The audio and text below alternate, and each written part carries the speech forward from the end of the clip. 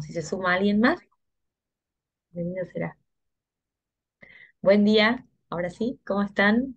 Espero que muy bien. Acá siempre nos saludamos un poquitito antes, pero saludamos en general a todos los que van a ver después.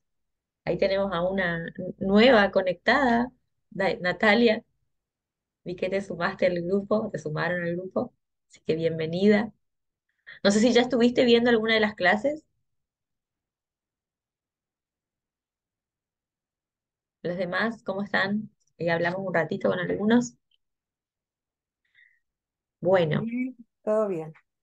Bueno, Marianela, después nos quedó ahí pendiente tu comentario del otro día. Así que en algún huequito que se preste la oportunidad, que viste que en Pero esta igual ya pasó porque era referente a la clase no hace dos importa, pero eso te iba a decir que esta materia siempre da lugar a poder contar experiencias de acompañamiento y bueno, y personales también, así que en cualquier momento que vos consideres que tiene que ver, y si no, igual contalo, mira que nos dejaste con la intriga todos. ¿Qué cuente ahora? Decía. Bueno, em, voy a compartirles el Power, seguimos todavía unidad 2. Nos quedamos en, no sé si los que no estuvieron pudieron seguirnos con la primera parte de los mecanismos de defensa, vamos a hacer la segunda. Recuérdenme dónde nos quedamos, en la somatización, ¿no? Esa fue la que nos habíamos quedado. Bueno, de estas acá, las que vimos, ¿quedó claro? ¿Alguna duda? ¿Pudieron leer algo? Creo que ninguna duda, pues son unos genios, entienden todo. Y bueno, pero vamos a ir con esta. Acuérdense que la somatización es la que se dividía en dos entre em, la hipocondría, o hipocondrias, algunos le dicen, pero a mí me gusta hipocondría, y la conversión histérica. Después tenemos otro que es la racionalización. Acuérdense, y es algo que tienen que tener muy en cuenta, es que siempre los mecanismos de defensa, por más de que ya se los dije, les voy a decir, son inconscientes. Nada de las cosas que uno haga con la misma palabra que lo que tenemos acá, como racionalizar, siendo consciente, va a ser un mecanismo de defensa. Ya no. Y la racionalización viene básica, o sea, pueden encontrar como dos nombres que son sinónimos, que es la justificación o la racionalización. La racionalización no tiene nada que ver con razonar, no tiene nada que ver con ponerse a pensar algo por demás, porque no es razonar, sino racionalizar. Y ese término eh, tiene que ver básicamente con el buscar una justificación a alguna conducta que uno tenga. Eso es lo que sea. O si van a decir la justificación es racionalizar una conducta que uno tenga para buscarle un supuesto porqué. Es decir, que buscamos una justificación a algo que hacemos. Pero acuérdense de que siempre es inconsciente, o sea que la persona, cuando nosotros decimos que es inconsciente, tienen que entender de que la persona se la cree, básicamente. Porque cuando nosotros lo hacemos consciente y buscamos justificar alguna conducta que tuvimos, pero lo pensamos, ya deja de ser creíble incluso para nosotros mismos. Dicen que el mentiroso, el buen mentiroso, es el que se cree su mentira. Pero en este caso, cuando es consciente, hay una partecita en la que nosotros sabemos que no es verdad. Por ejemplo, eh, no sé, la excusa para ir a tal lado, bueno, no tuve tiempo. Y es como que en cierta forma vamos a saber que fue cierto, pero si lo queremos pensar un poquito más, vamos a entender de que quizás lo dejamos como última no, como que no fue prioridad, lo dejamos como última opción. Entonces, no cabe dentro del mecanismo de defensa porque lo podemos pensar.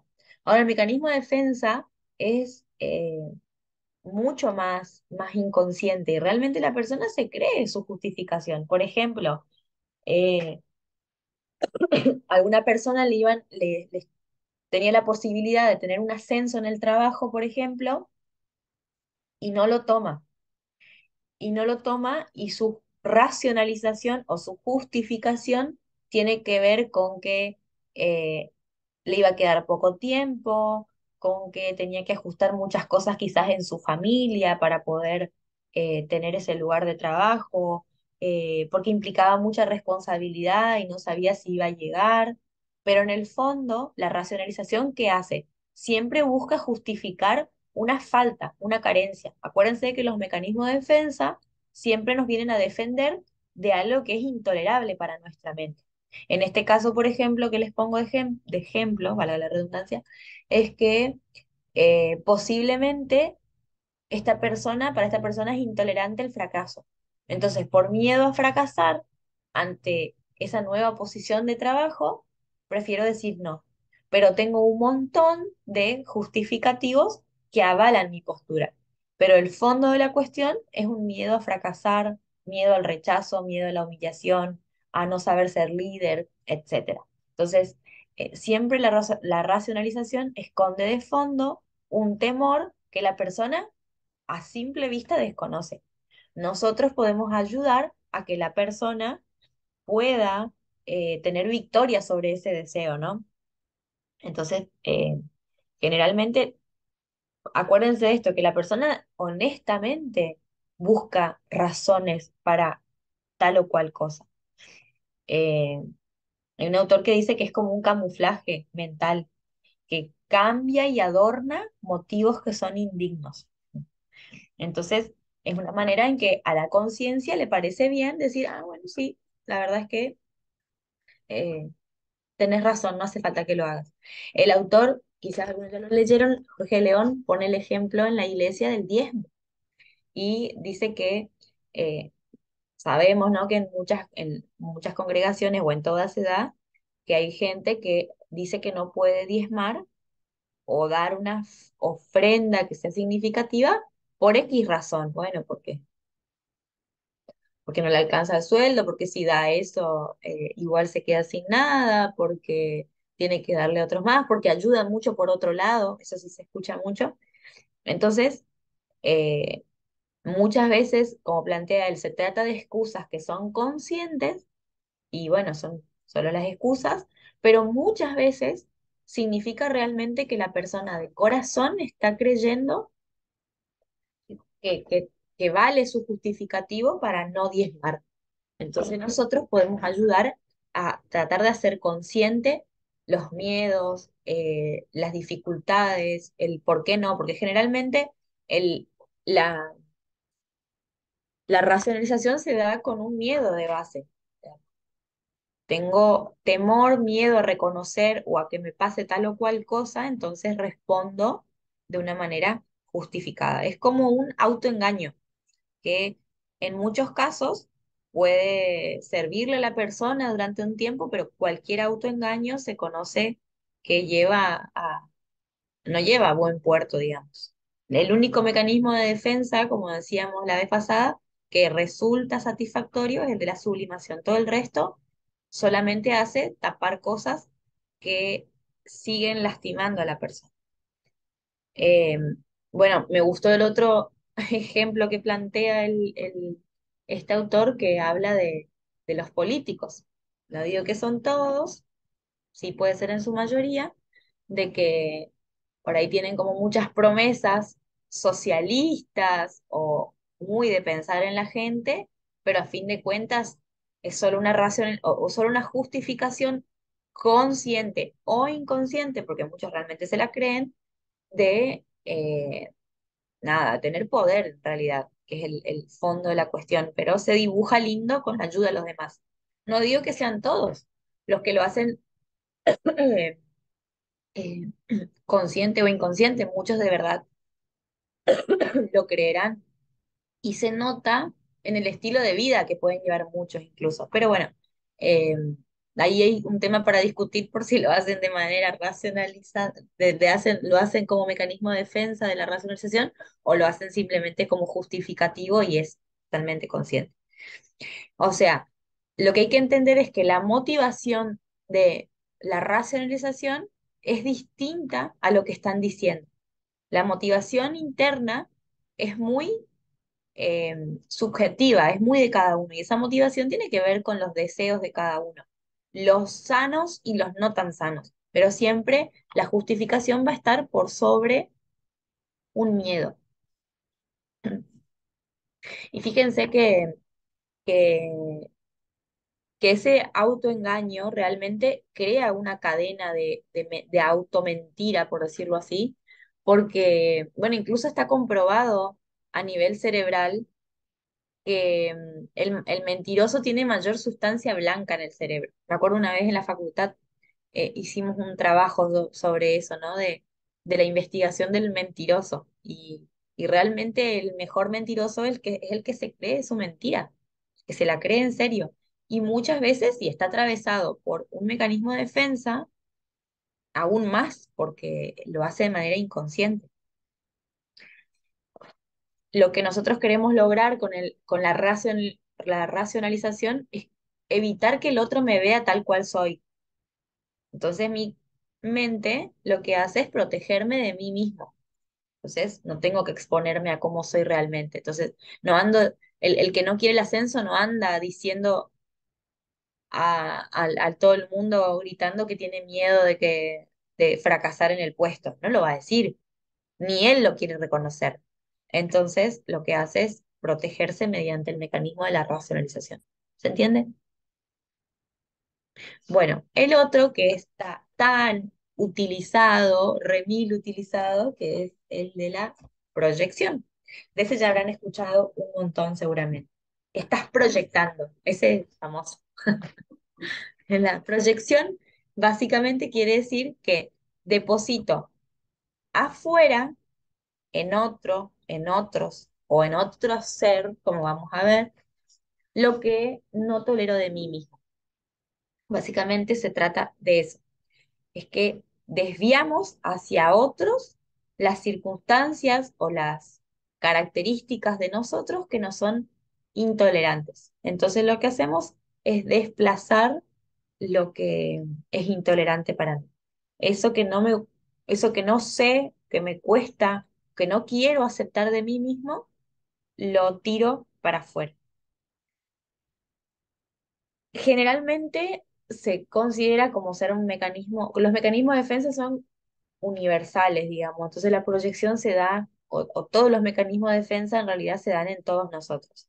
Y la proyección está constantemente. Ustedes presten atención si quieren esta semana, hasta que tengamos la próxima clase, a pensar en la gente en mecanismos de defensa. Escuchen mecanismos de defensa. Y piensen en que la proyección es uno de los que más se puede evidenciar. Ay, cómo llueve acá, me voy a acostar a dormir. Bueno, ahí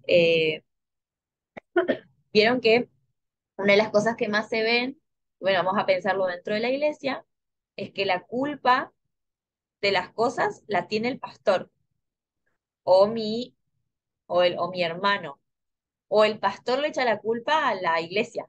Entonces la iglesia no se puede pastorear. Me fui porque estos miembros son incontrolables, inconvertibles. O la gente con la otra gente constantemente está porque el otro me hizo. Siempre es el rol de víctima porque proyecto mis carencias en el otro. No quiere decir que la persona no tenga razón, porque en realidad puede que tenga sus razones, pero opera en la gran mayoría el mecanismo de la proyección. Es más fácil, porque es mucho más fácil proyectar que hacerse cargo de lo de uno mismo. Vamos a ver tres tipos de proyección. Primero está la proyección que está encaminada, está encausada en justificar la culpa o la responsabilidad del que proyecta, del proyectante, ¿no? Entonces, eh, va a ponerle algo objetivo sobre un problema subjetivo, es decir, que lo va a objetivizar. Entonces, siempre se considera que el mal viene de afuera y nunca tiene que ver conmigo. Entonces, las cosas pasan por otras cosas de afuera. Eh, Acá el autor pone, les voy a leer el ejemplo, que dice que había en el coro de la iglesia hay una joven negra y que eh, nunca había tenido ningún problema, pero un día el director decide reorganizar todo ese coro y bueno, y a y a esta jovencita negra le toca estar al lado de, eh, de de otra chica, ¿no? Y el otro día se queja para decirle al director que si no saca a esa negra de lado se retiraba del coro. Y bueno, supuestamente, eh, dice, supuestamente, esta joven, supuestamente blanca, se pone, procuraba que la gente no conociera a su anciana bisabuela porque era negra. Entonces proyectaba. Entonces había como un racismo muy fuerte en esta mujer, pero escondía su propia familia, su propia sangre. Entonces nunca había tenido ningún problema con ninguna hasta que se presentó esta jovencita negra. Entonces, hay otro gran ejemplo que lo dice el autor, pero si no yo lo hubiese dicho igual, que es que el que es homofóbico al 100%, el que tiene odio, pero odio en serio, hacia los homosexuales, generalmente son proyecciones o de experiencias sexuales o pensamientos sexuales, o incluso una homosexualidad que está reprimida en el proyectante. Entonces, cuando hay mucho desprecio, mucha agresividad del desearle o incluso hacerle cosas, sospechen. No quiere decir que uno vaya por por la calle acusando a la gente de sus proyecciones, pero es para abrir los ojos. Ahora, el otro tipo de proyecciones tiene que ver con que no es lo de uno mismo, no lo proyecta lo de uno, sino como en defensa de un ser querido. Eh, entonces puede ser que uno quiera como o aliviar la culpa del ser querido, o, o tratar de que su dolor sea transitorio, entonces uno como que es el que ayuda al otro, ¿sí? Entonces, eh, como que intentamos justificar la conducta del otro, proyectando con que lo que le pasa no es de él, sino de otro, como que si necesitaría un abogado. Ahí les leo este ejemplo porque me pareció interesante. Dice, un niño de 6 años adoraba a su madre. Todas las noches se dormía en sus brazos mientras ella le cantaba. Para él aquello era maravilloso. Su madre era lo más grande del mundo. Pero un día llegó del colegio un poco más temprano que de costumbre y encontró a su madre en los brazos de un hombre que no era su padre. Desde aquel día todo cambió. Nunca más quiso sentarse en las piernas de su madre para que ella lo mimara. No dijo nada a nadie, pero sentimientos ambivalentes comenzaron a luchar en su interior. Ya adulto, seguía queriendo a su madre a pesar de que su relación con ella era un poco distante. Desarrolló un gran odio hacia las mujeres. Dice, comenzó a hacer múltiples conquistas con propósitos de hacer sufrir a las mujeres. Siempre tenía una larga colección de amantes. En muchas ocasiones buscaba romances con mujeres casadas y después de que podía acumular pruebas como fotografías, las hacía llegar por correo al marido. Y tenía frases como que todas las mujeres son prostitutas, no hay una sola mujer que valga la pena, a la larga son todas iguales. Entonces, veía a las mujeres con los lentes de su propia frustración. Sin embargo, seguía queriendo a su madre y despreciaba a las demás mujeres. Pero su amor por su madre tenía cicatrices y el odio a las mujeres surgía de esas cicatrices. Veía las cosas deformadas. Sin duda, sus experiencias vividas en la infancia coloreaban todas sus percepciones. Veía fantasmas por todas partes. Entonces, él justificaba el acto de su madre en una conducta que terminó siendo dañina para él y para otros. ¿Se entiende esa proyección?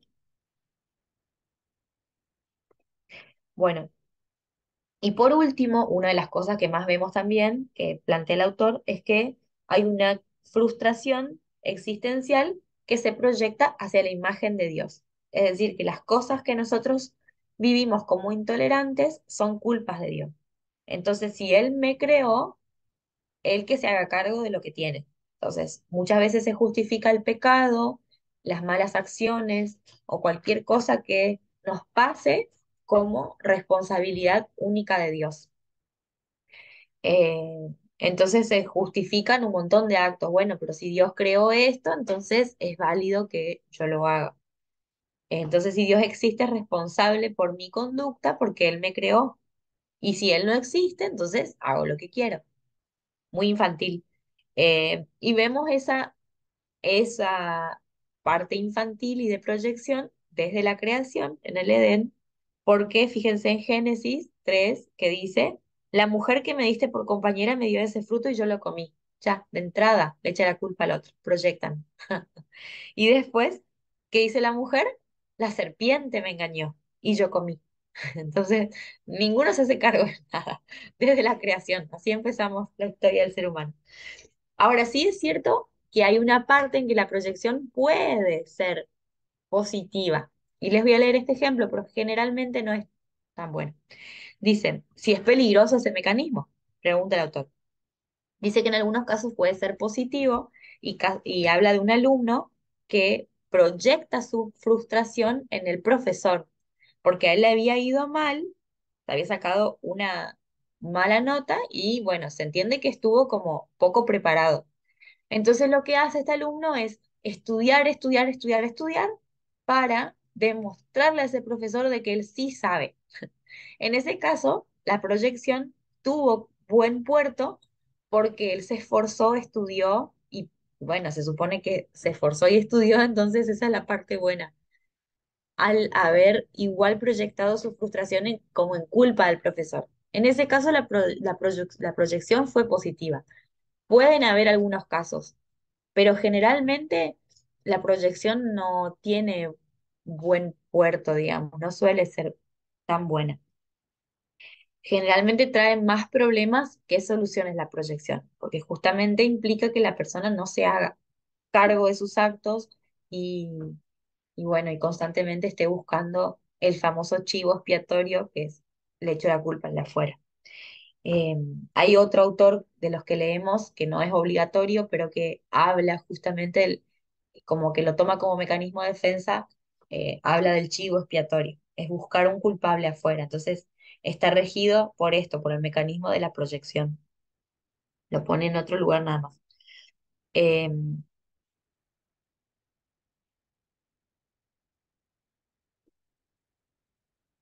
Ahora, algo interesante y que generalmente la proyección trae muchos conflictos a la hora de querer ayudar, porque la persona que reconoce sus actos generalmente siempre quiere que, de manera consciente o inconsciente,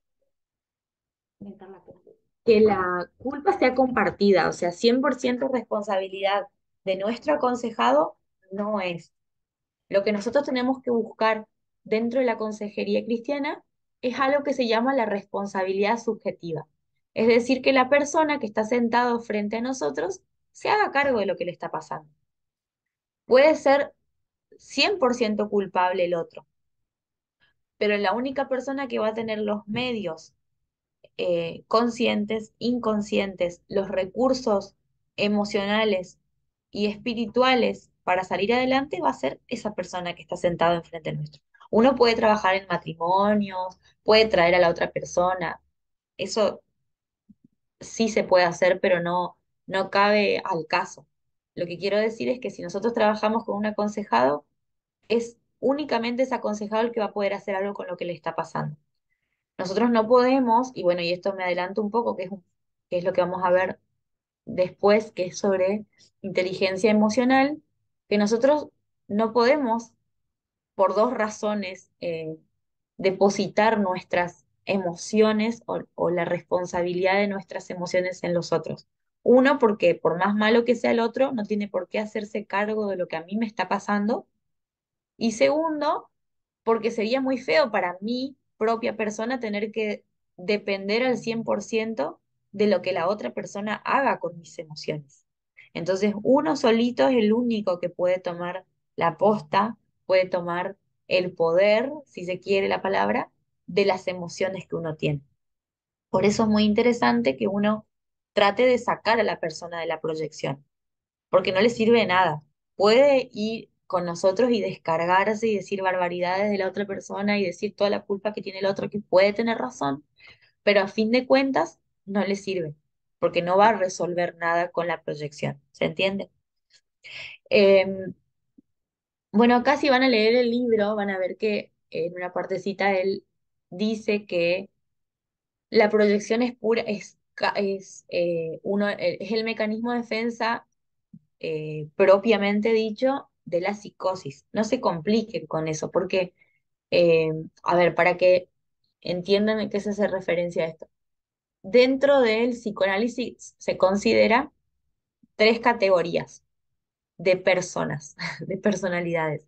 Una es la neurosis, otra es la psicosis y otra es la perversión.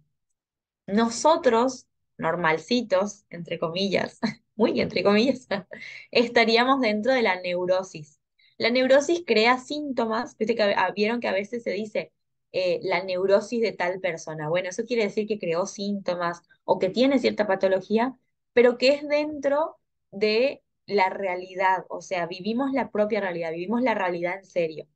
Somos conscientes del tiempo y espacio en el que estamos viviendo y podemos hacernos cargo eh, de darnos cuenta de la realidad. Entonces la neurosis está catalogada como esto, como la regla más normal. Dentro de la neurosis encontramos las fobias, las neurosis obsesivas o los famosos TOC, que ya vamos a ver más en la unidad 3 sobre esto. eh, y las histerias. Bueno, vendría a ser como que nosotros todos nos catalogamos dentro de la neurosis. Después está la psicosis, que ahí es donde dice que el mecanismo, el que se da principalmente es el de la proyección, justamente porque la persona eh, no se hace cargo de sus cosas. Siempre hay un porqué afuera, pero la diferencia más grande es que vive en una realidad distinta. O sea, la realidad que vive la persona no es la misma que la nuestra. Entonces, su realidad está dividida. De ahí viene la palabra esquizofrenia. Esquizo significa división. Entonces, eh, bueno, la esquizofrenia es un tipo de psicosis, así como también la paranoia, o sea, las personas que son pura y exclusivamente perseguidas por todo, pero viven en una realidad distinta. Ahí aparecen las alucinaciones visuales, las alucinaciones auditivas. Ojo, un neurótico también puede tener periodos, episodios X que pueden generar, por ejemplo, alucinaciones, pero se tiene que diagnosticar porque no porque tenga una alucinación es un psicótico. Entonces, es una línea muy fina, pero generalmente a una persona que es psicótica, yo le puedo decir, pero no es cierto, no estás viendo eso. Sí, lo estoy viendo, que vive en una realidad distinta. Entonces, ese mecanismo es puramente de eso porque todo el tiempo está en el afuera. Eh, la libido no vuelve al yo, así lo diría el psicoanálisis. La libido es como la energía esa que nos impulsa a vivir, que la libido generalmente se asocia eh, con el amor hacia el otro, el amor sexual, porque deposito en el otro y ahí puedo formar pareja. Hay gente que deposita la libido en cosas, en el arte, por decir.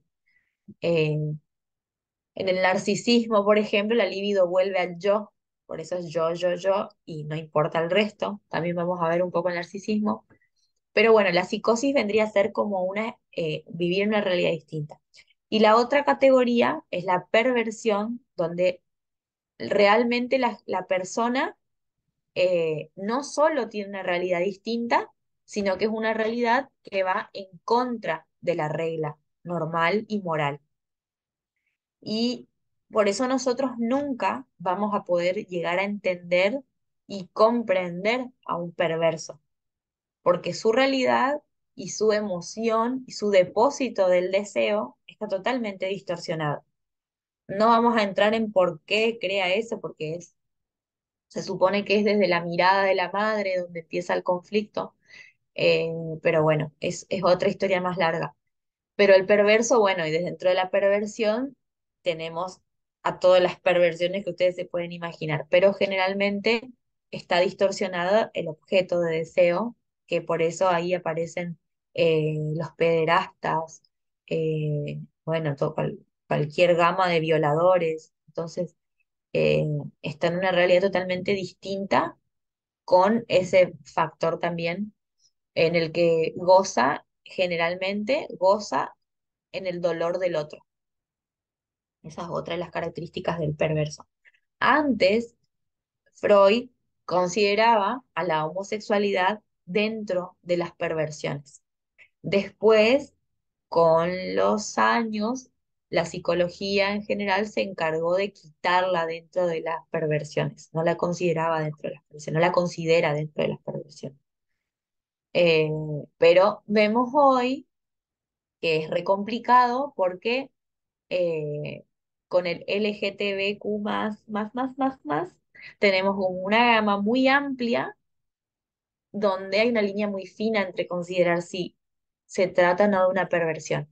Si escucha a otro psicólogo cualquiera me va a matar por decir esto, pero bueno, no me importa, porque en realidad para mí hay una línea muy fina y ojo, con cuál es el objeto del deseo. Entonces, por eso, vieron que hoy, si bien se discute y se reprende, y bueno, hay mucha gente que está eh, como que tiene muy claro esto, eh, igual hay como algo que antes no pasaba, es que públicamente, eh, sutilmente en realidad, es como que el objeto de amor que sean los niños no se lo pone al 100% en en la categoría de perversión, de pederastía. Entonces, ojo con eso. Hubo una campaña de una marca famosísima que es Balenciaga y carísima, que hizo una publicidad el año pasado con niños. Horrible, horrible. Sinceramente, una campaña espantosa. Chicos golpeados, era la campaña, así como con moretones, eh, como con ropa sexuada, pero tipo como insinuando al masoquismo y al sadomasoquismo. Si quieren, búsquenla, es re fea. Y incluso hay como una parte, unas fotos de un escritorio donde hay cuadritos haciendo alusión a un perverso eh,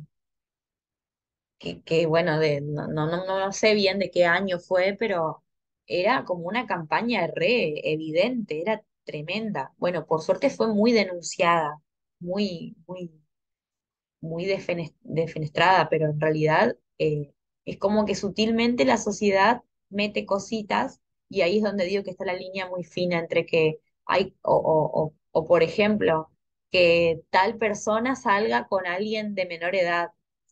Hoy está más denunciado. Sin embargo, es como que se defiende todo desde el lado del amor.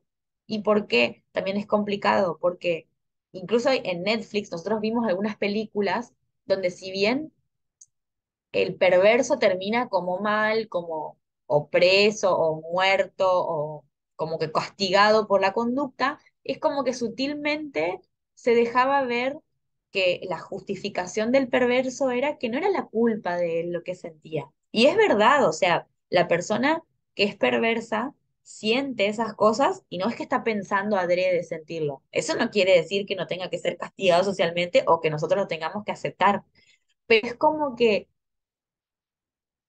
así como muy por debajo, daba la sensación de que querían hacernos poner en el lugar del perverso, de que pobre tipo, si él no busca sentir lo que siente.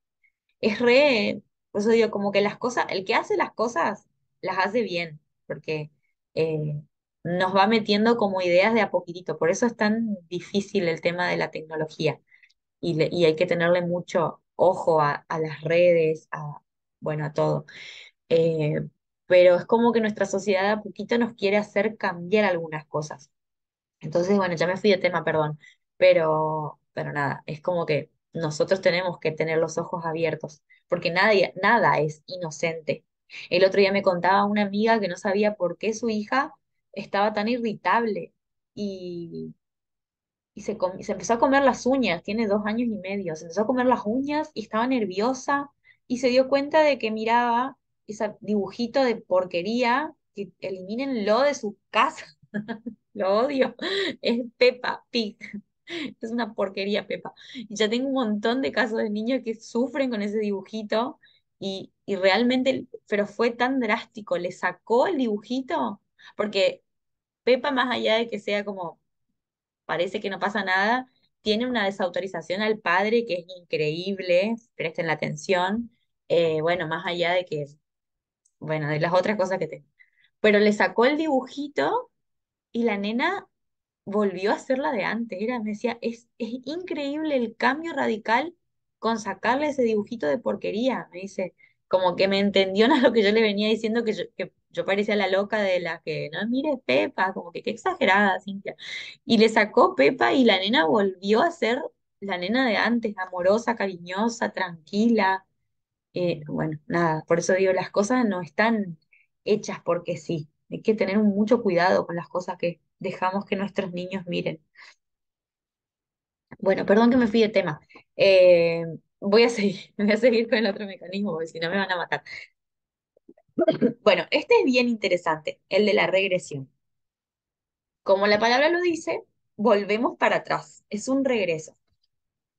Y vamos a ver que hay personas que utilizan este mecanismo de defensa como algo cotidiano de su día a día, que es volver a tener alguna conducta infantil que en su momento les sirvió, pero que tratan de utilizarlo de nuevo para ver, obviamente, inconsciente, si logran escaparse de la situación indeseable. Entonces vamos a ver que hay gente eh,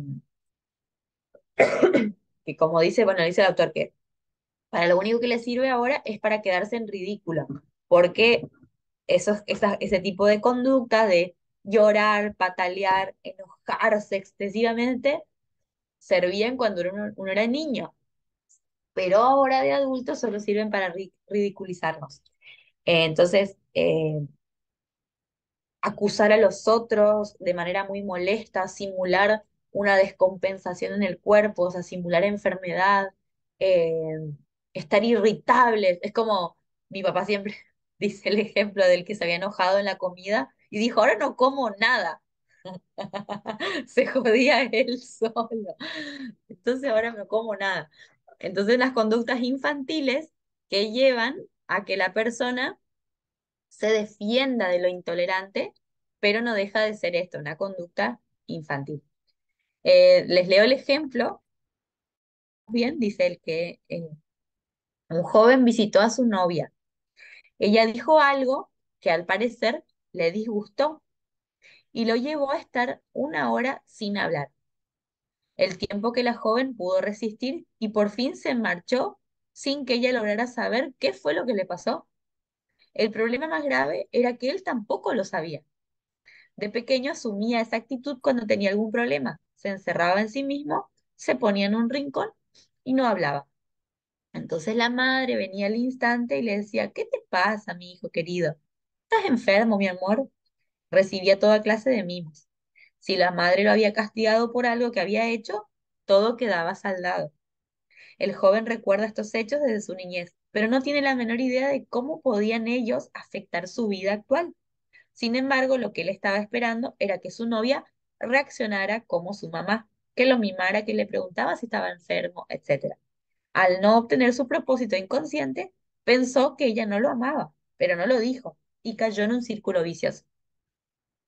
Entonces, fíjense qué interesantísimo en la regresión. ¿Conocen casos así? ¿Les pasó? No hace falta que entremos en detalles, pero seguramente sí. Y todos, de alguna manera, tenemos a veces conductas regresivas, justamente porque nuestra mente entiende que nos sirvió en su momento. Entonces, ¿por qué no aplicarlo? Entonces, lo que nosotros tenemos que enseñar a nuestra mente es a tener una nueva cajita de recursos para enfrentar las situaciones. Acá tiene que ver un poco con lo que hablábamos la vez pasada, con esta programación. Este hombre, por ejemplo, la programación que tenía era que si no iban a adularlo luego de un enojo o un disgusto, no lo amaban. Esa es como idea irracional que tiene. Entonces, como bien hecho que su novia no lo buscó, digamos, porque si hubiese avalado lo que hizo, es como que el mecanismo de defensa se hace más fuerte, porque avala ese pensamiento que tiene, que él ni se da cuenta. Entonces, al cortar con eso, bueno, no supo qué hacer y se fue. Posiblemente esa sea una puerta para decir, bueno, a ver, ¿qué me pasó? O yo no porque no te esté buscando o preguntando qué te pasa, o preguntándote si estás enfermo, o si estás enfermo o adulándote, no quiere decir que no te ame. Entonces puede ser como un despertar de esa parte oculta que ni él sabe. Pero si se vuelve a hacer lo mismo, se vuelve a hacer lo mismo, entonces el mecanismo toma más fuerza y después vuelve a repetirse. O la gente que utiliza como el enojo, ¿sí? Entonces, por ejemplo, hace algo que está mal y otra persona se enoja, pero esa persona se enoja más fuerte todavía. Entonces no se le puede decir, marcar ningún error porque ya se enojó, ya no se puede hablar. Entonces, fíjense que es un gran mecanismo de defensa el enojo y el enojo es una regresión.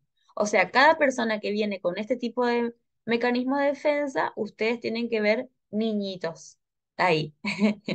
Entonces, te estás comportando como una criatura, es tal cual. Estás utilizando el mecanismo de la regresión. Em, entonces, la persona para no buscar resolver el conflicto utiliza este mecanismo que,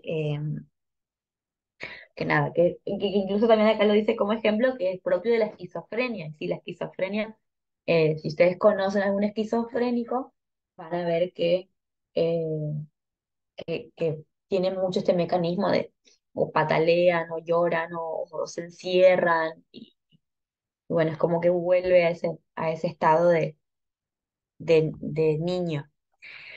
Otro mecanismo de defensa, y este es súper interesante, es el del aislamiento. El aislamiento no quiere decir nada con aislarse o irse a otro lugar u otra situación, sino que tiene que ver con que eh, en la mente hay, vieron que nosotros hablábamos la vez pasada de que generalmente hay como sentimientos ambivalentes, amor, odio, rechazo, aceptación, es como que conviven en nuestra mente constantemente. Bueno, en el aislamiento hay una de estas cargas emocionales que es intolerante para la mente y que se anula. Es como que se le apaga el botón de hacer como que ahí los dos están prendidos y una se apaga. Y la mente no hace, no deja que convivan las dos luces prendidas. Y este me pareció buenísimo. Bueno, en general viene de que Freud hablaba de que nosotros tenemos como dos corrientes, que una es la cariñosa y otra es la erótica. De ahí toma el autor para hablar de que el aislamiento es uno de los mecanismos de defensa que más lo ve dentro de la congregación en los famosos triángulos amorosos, o sea, los problemas de infidelidad. Esas corrientes cariñosas, amorosas y la erótica en una pareja tienen que convivir los dos botones que tienen que estar prendidos. En el aislamiento es como que hay una de las dos que se apaga. Entonces, vamos a ver un montón de ejemplos de gente que eh, conscientemente viven con las dos luces prendidas, pero inconscientemente están con que no pueden desear a la persona que aman, no pueden desear eróticamente a la persona que aman y no pueden amar a la persona que desean.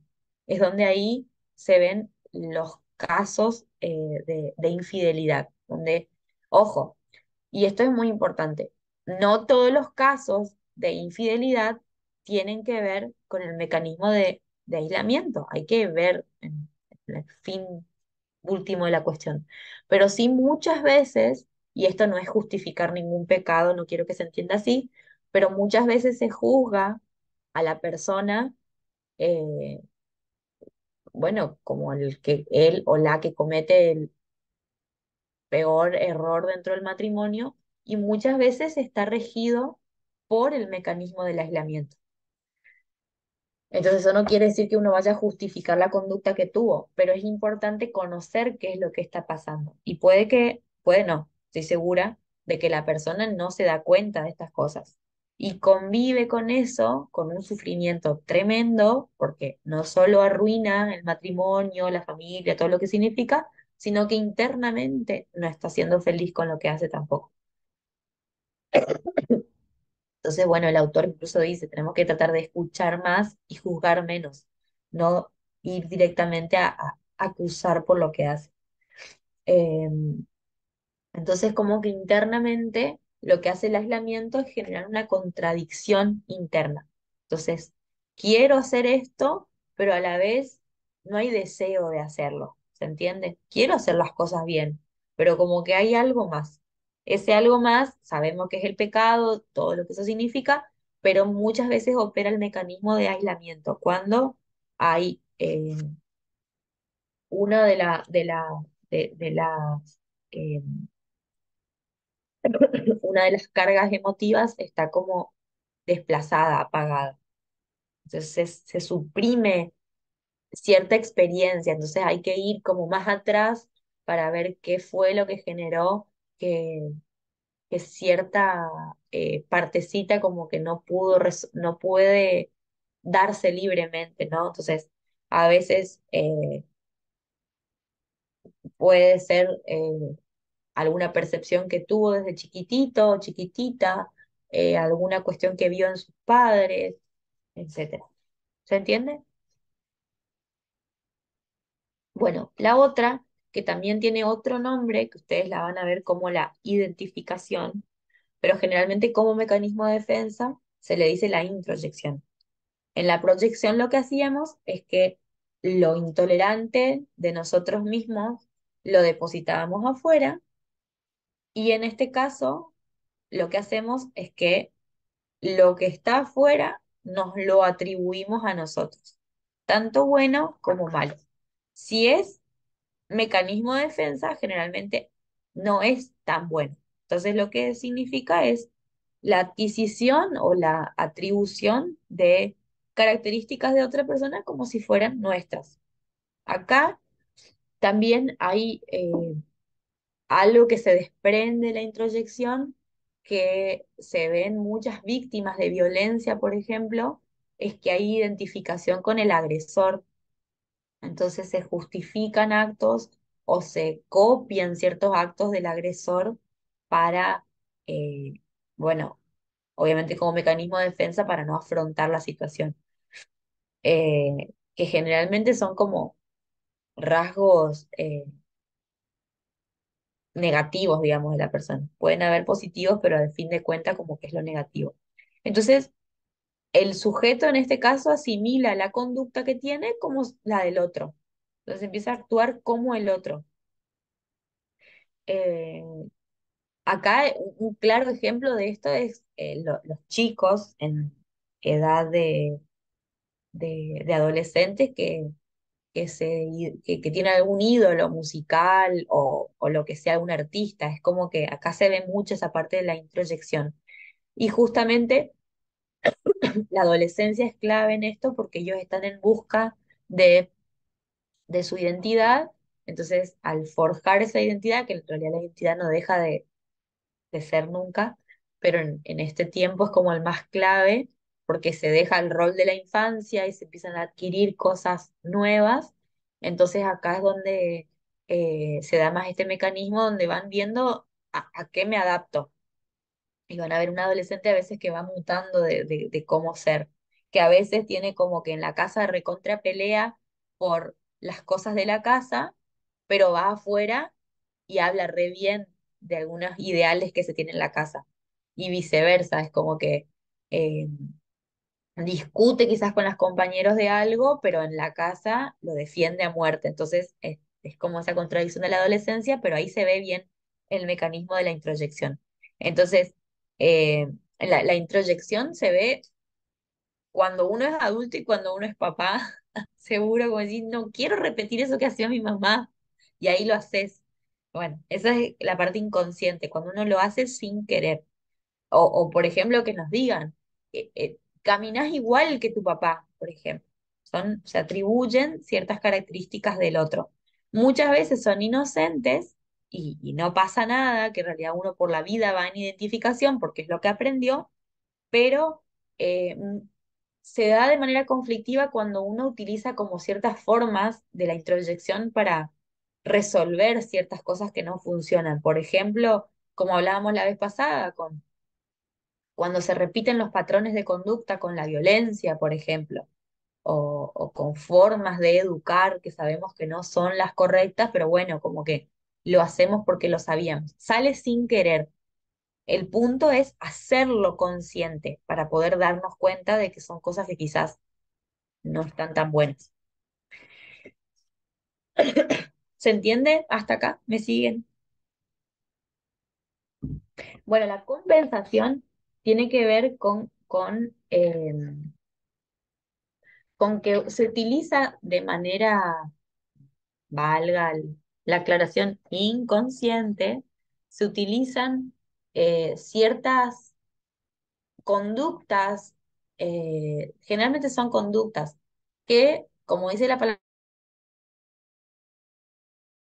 son que nos inhabilita en algo, por ejemplo, de algo que en lo que somos malos, algo en lo que somos incapaces, se utilizan otros medios como para compensar la falta. El mecanismo de la compensación en realidad no es un mal mecanismo. Acá también podemos ver así como en la sublimación, que vendría a ser en muchos casos como algo que resulta. Por ejemplo, eh, una persona que tenga cierto, un niño, por ejemplo, que tenga cierta discapacidad física, que no pueda caminar, por ejemplo, eh, en el arte, en la pintura es muy bueno, por decirlo. Entonces se ve el mecanismo de la compensación. Em, entonces, no sé, una persona que, que es, en dónde vendría a ser como, en ese caso vendría a ser que la compensación funciona o es positivo el mecanismo de defensa. ¿Dónde podría ser un mecanismo negativo, por decirlo? Una persona que es violenta en su casa y que, bueno, eso se ve en un montón de ejemplos, pero como predicador, por ejemplo, es buenísimo o atiende un montón a las personas. Es un mecanismo compensatorio. Se ve muchísimo, y esto está buenísimo tenerlo en cuenta, generalmente las personas que son perversas, las personas que son violentas en su familia o los abusadores de menores tienen una conducta intachable en la sociedad. Que la gente debe decir, no puede ser ese, ¿no? Si es buenísimo, es re buen vecino, colabora con todo, es re buen cristiano, va todos los sábados a la iglesia, eh, colabora con los pobres, está en todas las reuniones, parece re buen papá, pero después nos enteramos de cierta conducta que tuvo y la gente no lo cree. Bueno, si un niño lo cuenta, no sé, hay que investigar, pero yo le creo. Entonces, generalmente son conductas así muy compensatorias, donde no se nota la falta. ¿Se entiende ese mecanismo? Creo que sí. Bueno, cualquier cosa me preguntan. Y el último, que es el de la negación. Este es interesantísimo, porque ese sí les digo, traten de practicar prestar atención el de la negación, eh, que es que, como dice el autor, es obviamente inconsciente, y la negación insistente representa una afirmación inconsciente. El mucho no puede que sea un sí. Entonces dice,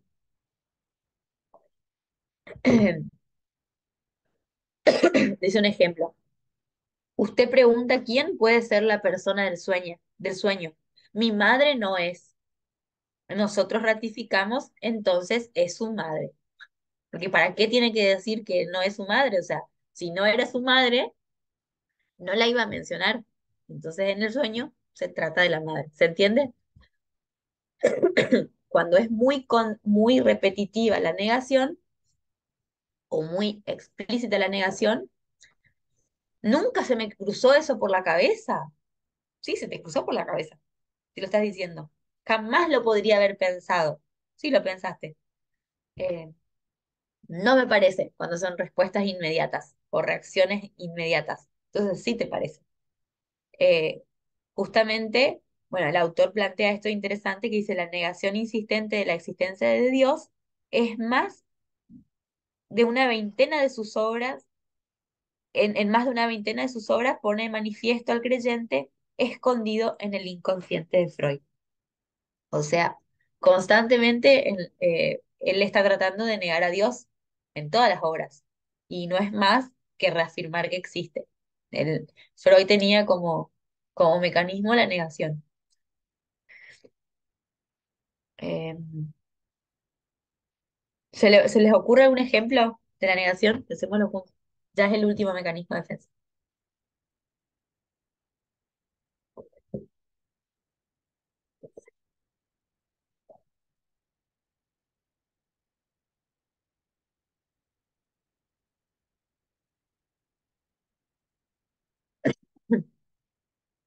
O el mucho pero. Yo no quiero decir nada, pero yo sé, lo querés decir. Estás negando la oración anterior. Mecanismo de la negación. Interesantísimo. Entonces vamos a ver que generalmente los mecanismos de defensa hacen que eh, el trabajo con pacientes o con aconsejados sea más difícil justamente porque vienen a refrenar las cosas que nosotros necesitamos para abrir camino. Entonces habíamos visto la somatización, ¿no es cierto? Eh,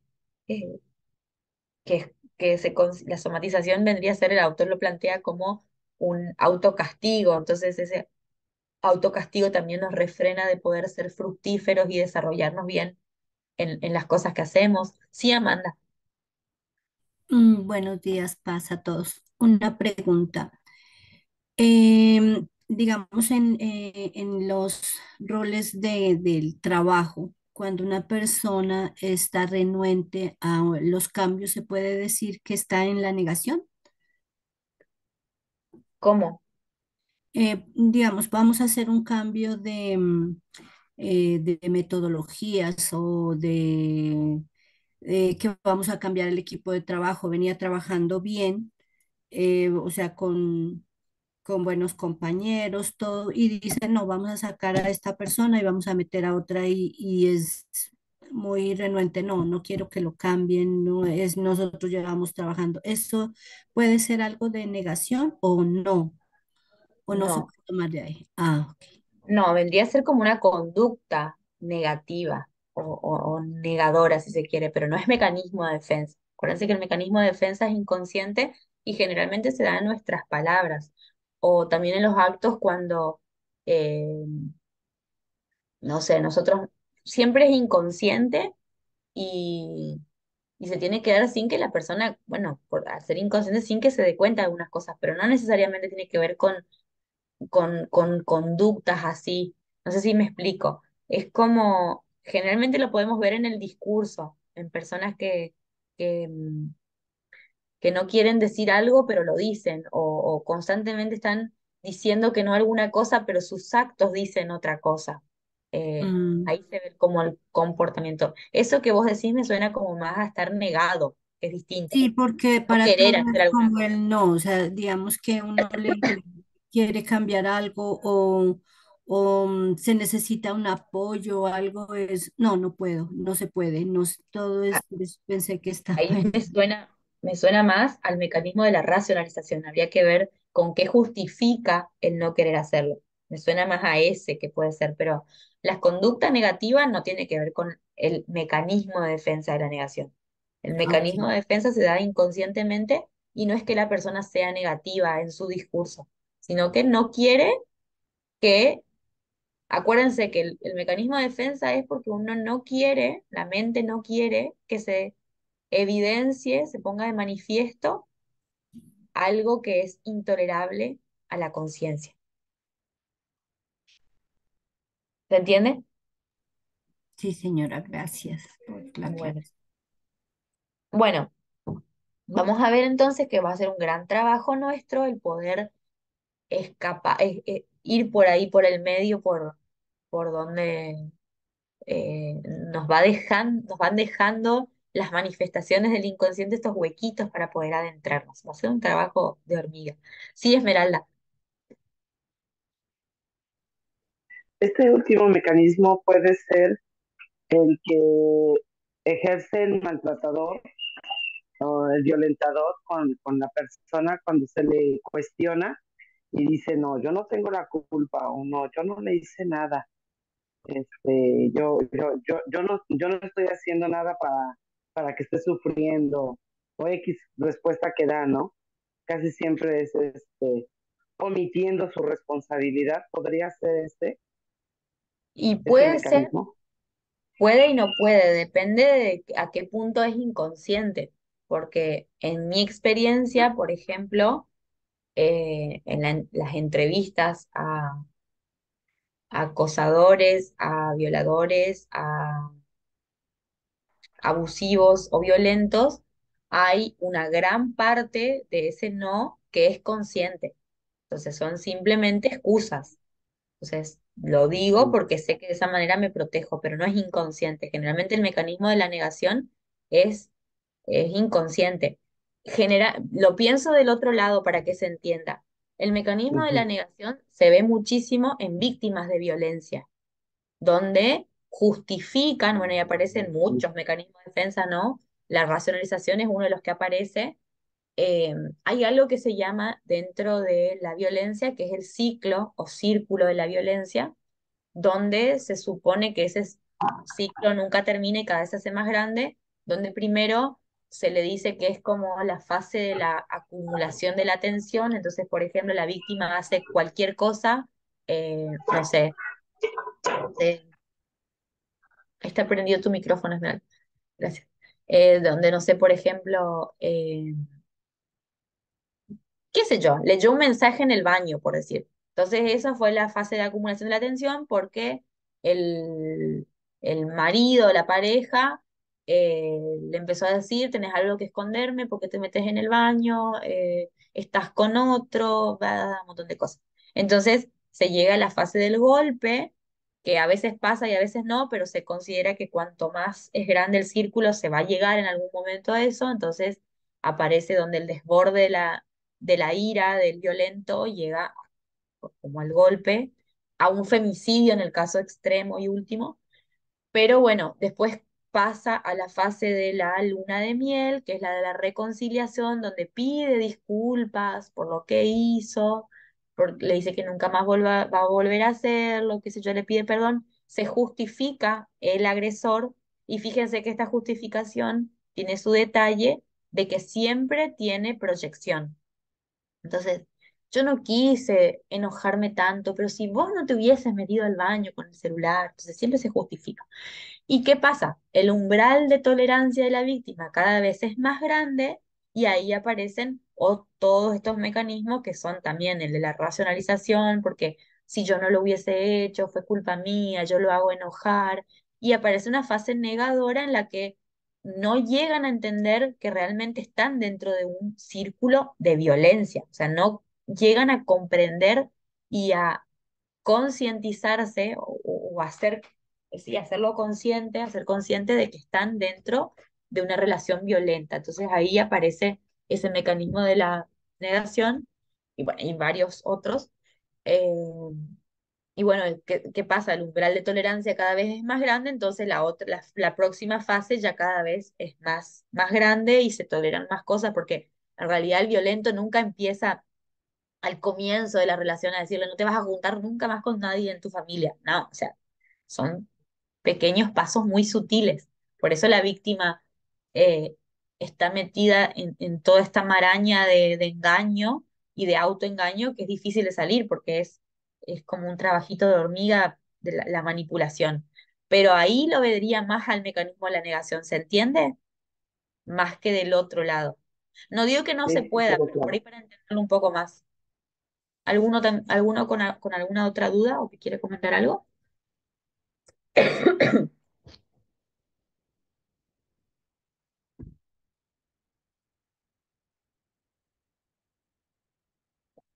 Bueno, ¿saben qué? Vamos a hacer lo siguiente. Para adentrarnos después en el otro tema y entrar fresquitos, vamos a hacer una pausita ahora, cortita, y nos vemos en un ratito. Estén ahí atentos y arrancamos ahí. Si alguno quiere comentar algo cuando volvemos de esto, también lo puede hacer. Pero volvemos en un ratito. ¿Sí?